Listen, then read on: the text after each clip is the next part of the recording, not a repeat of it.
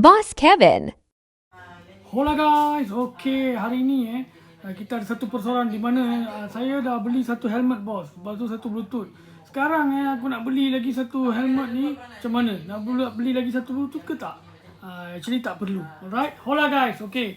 Ini dia kita punya S-Max S-Max punya kit dah sampai Okay, apakah itu kit? Kit ialah speaker, mic, wiring semua dengan base sekali, tetapi yang main unit ni tak ada. So untuk S-Max, S2, okay, untuk Z1, alright, Z1 dan dalam Pro, F1 Pro, semua punya kit kami dah ready stock. Untuk Kado pun kita ada ready stock dah. Okay, Kado Edge, Kado Spirit, okay, Freecom. So apa bagus tentang kit ni?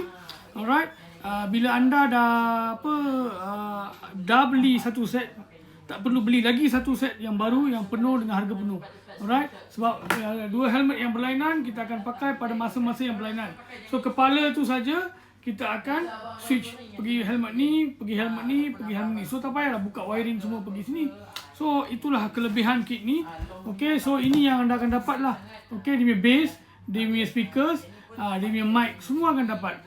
Kecuali yang unit tu anda swap daripada unit lama anda. Alright, so siapa yang tengah cari untuk S-Max, barang ni sangat limited dan sangat susah nak dapat. Kita dapat sikit saja. Alright, boleh datang dan beli dari kami. Itu saja, saya Boss Kevin. Ciao.